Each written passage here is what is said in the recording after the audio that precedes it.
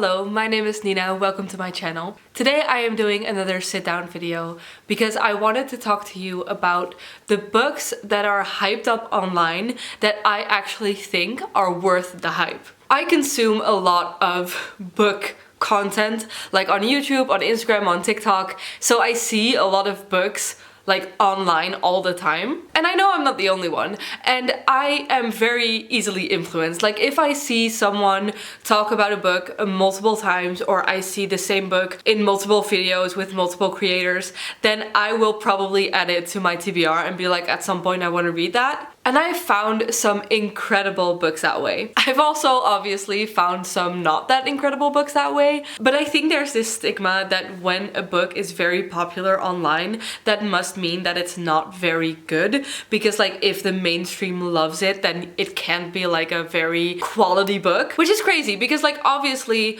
when a lot of people love it, that should mean that it's a good piece of art. Not always, but I think it's a little bit weird that it has this stigma, like when a book is hyped, it must be overhyped. So today I wanted to talk about the hyped up books that I actually think are worth the hype. And I'm going to start with a Taylor Jenkins Reid book. This is Daisy Jones and the Six. I have talked about The Seven Husbands of Evelyn Hugo before on this platform, and I am a big fan of that book, so I wasn't surprised when I liked different Taylor Jenkins Reid books as well, but this is definitely my favorite next to The Seven Husbands. I always recommend this book to anyone who's like, I don't read very often, but I do like reading when I do it. Do you have a recommendation?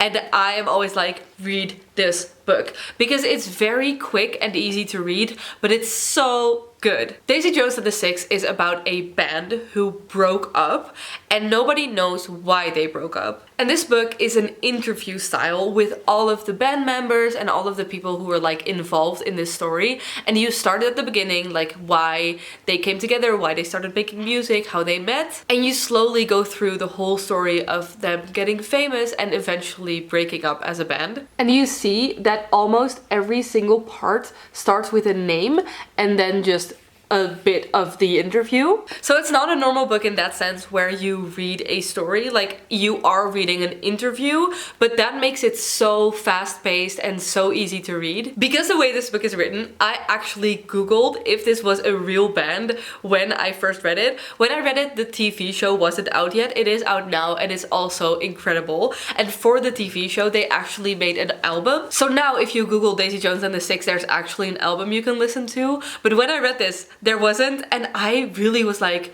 is this like based on an actual band? Because it just sounded so realistic. It just felt so real, and you really just, I loved every single character. There was a lot of flaws, there was a lot of things going wrong, but ultimately I just feel like the way they are described, you really understand everyone's perspective and you understand why they do the things they do. It's one of those books that you just don't want to put down, and especially if you don't read very often and you want books to just be fun, this is like an incredible read. Talking about books that became even more popular when the TV show came out, the next book on my list is Heartstopper. Heartstopper is a graphic novel series. I think there's 5 books right now, and it also got turned into a Netflix show. You follow 2 boys in high school who fall in love, but you also follow their friend group, you follow just their high school life. It's very cute and very romantic, but it's also very real. There's a lot of different mental health issues that get talked about, and it's also just a very diversely queer story. There's gay people, there's bisexual people, there's trans people, there's non-binary people, there's asexual people. This is one of those books that I wish I could have read when I was in high school, because I would have felt so much better about myself. Like I said, it is a graphic novel and the art style is gorgeous. And if you watch this show, you really have to also read the books, because you will notice how much time and effort went into making the show look exactly like the graphic novel. Like if you watch the show and you've read this book, you will realize that there is specific scenes that are drawn out in the books that you will one-on-one see in the show, and it's like exactly made the same way, and it's so cool. So I recommend both reading it and then also watching the show. These are also very quickly to read, obviously, because they are graphic novels, so I think each volume took me maybe an hour or an hour and a half to read, and it will make you feel all the feels in the best way. My next book is If We Were Villains, and I talked about this book in my rereading 5 stars video, and I still wanted to mention it here because I would argue that this book is not hyped up enough. This book only gets mentioned when it is in the sense of if you're looking for something like The Secret History, then you will also love this. And I get it, The Secret History is like a classic and there's no secret history hate here. I really like that book as well, but this book is so much easier and more fun to read. The Secret History is a classic for a reason, but it does also read like a classic, and this book is just a lot easier to get through. This is one of those books that will have you fully immersed in the world, and you will like fully understand each and every choice that the characters make, even though they're the wrong choices. It's like a very twisted story, it's even a bit scary sometimes, but the characters feel so real and you will really get just like immersed in this book. This book is about 7 students in a theater school, which is like this very dark academia school where they live in this kind of castle-like building and they only have the 7 of them in their year, and it's very just like very typically dark academia, and they exclusively perform Shakespeare plays. And in classic dark academia fashion, one of the 7 classmates ends up dying, and you as a reader are figuring out who did that or what happened alongside of these characters, but you're also not trusting anyone, you're like doubting yourself, you're doubting what happened, but you also understand all of the choices that everyone makes, and you're like, I know that that's not what you're supposed to do, but I also understand why you're doing it. I read The Secret History first and then I read this one, and I kind of wish that I would have read it like the other way around, because I think I would have appreciated The Secret History a lot more if I read this one first. So if you have not read this, you really should. Next is The 7 Years Slip. Now this book is a romance book, and I feel like romance books online are very hit or miss. I have read a lot of not so great romance books when I got recommended them from TikTok or YouTube, but this one I actually really liked. This is a time traveling story. Kind of. This is about a girl who falls in love with a man who lived 7 years ago,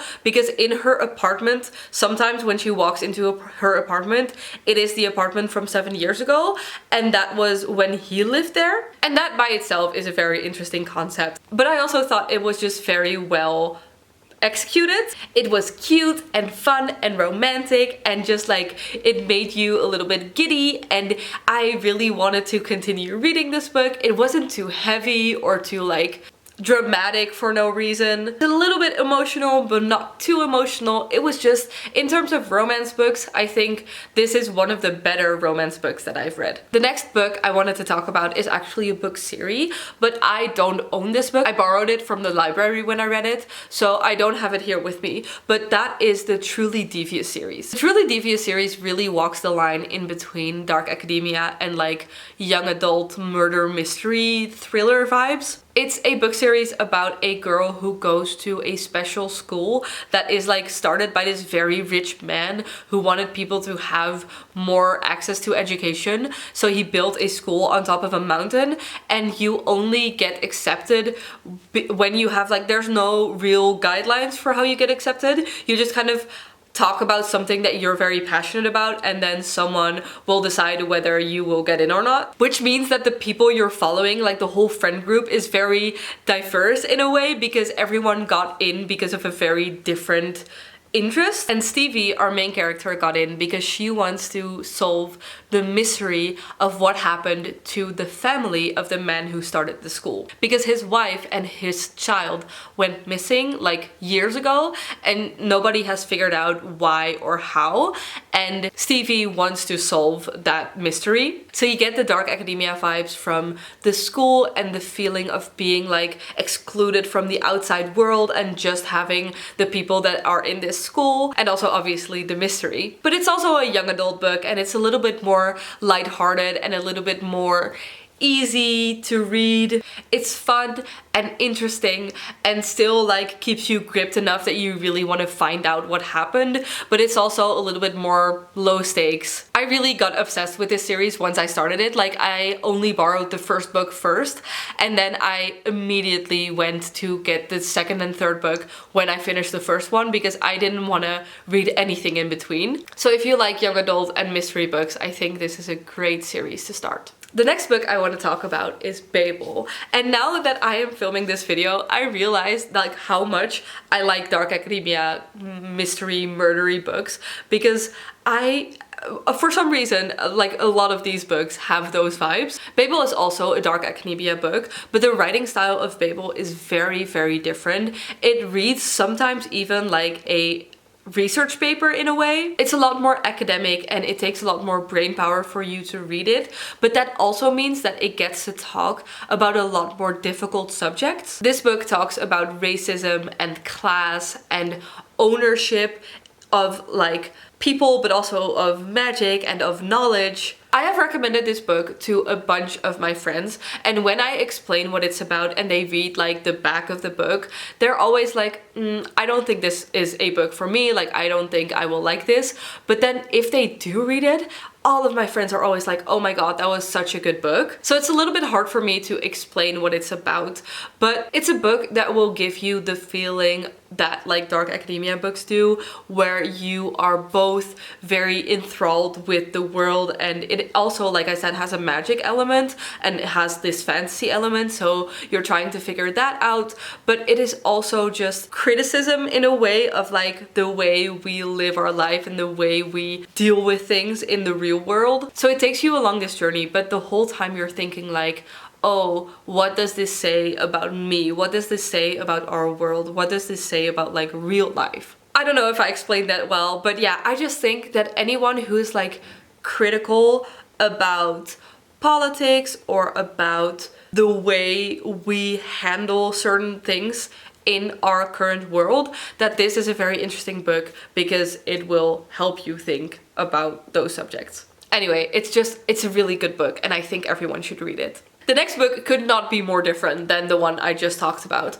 I wanted to talk about the Magnolia Parks series by Jessa Hastings. This objectively is not necessarily a good book or a good series. It's 3 books in this like world, but then you have 3 books with a different main character that kind of interlocks in this world. It's about New York socialites with like way too much money and power, and there's this huge friend group of all of these people who are just so rich, and they all are in love with each other. They're all like upset, they're cheating all the time, they're ruining friendships. So objectively, this should not be a good book. However, for some reason, every time I read a book in this series, I get completely obsessed. It's just really well written. I don't necessarily like the characters. I think the characters have a lot of flaws, but it's so fun to be in this world, and the romance is really romantic at times, but it's also really toxic.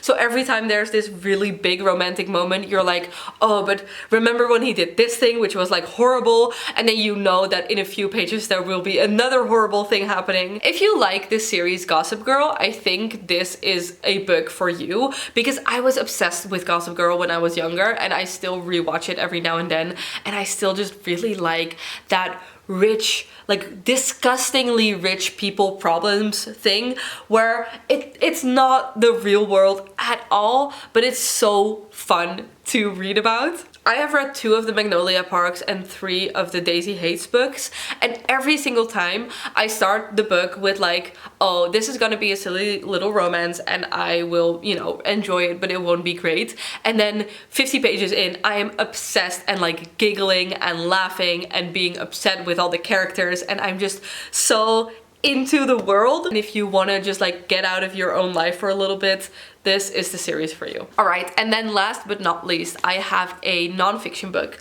which is Everything I Know About Love by Dolly Alderton. This is very often on those lists of books everyone in their 20s should read, and I think it's true. I think every single, specifically girl, but anyone really, in their 20s should read this. Because on the one hand, this is a really relatable book. There's a lot of subjects where I was like, oh my god, this is exactly how I feel, or oh my god, this is like so relatable, or I didn't know anyone else was also feeling this. You know, it's very good to read in that sense. But to be completely honest, it also made me feel a little bit better about myself in the way that some of the things that happen in this book, I'm like, oh, thank God that didn't happen to me. This is an autobiography, and Dolly Alderton talks about a lot of things that she did in like her 20s, and a lot of them are really fun and really funny and really relatable, like I said. So I'm not trying to be like judgy here. I just think it's very funny in that sense, where it's one scene you read, you're like,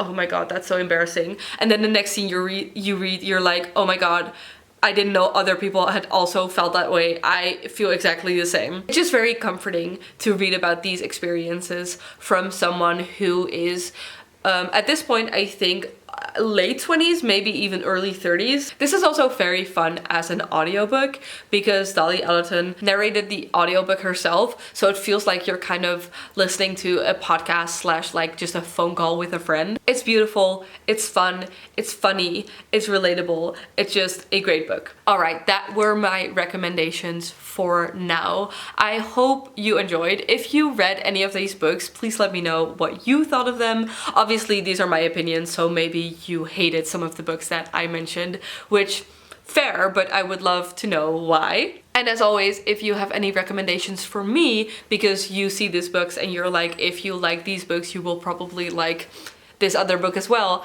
I would love to hear it. Thank you so much for watching. I really hope you enjoyed. If you did, you can subscribe down below, and I will hopefully see you very soon. Bye!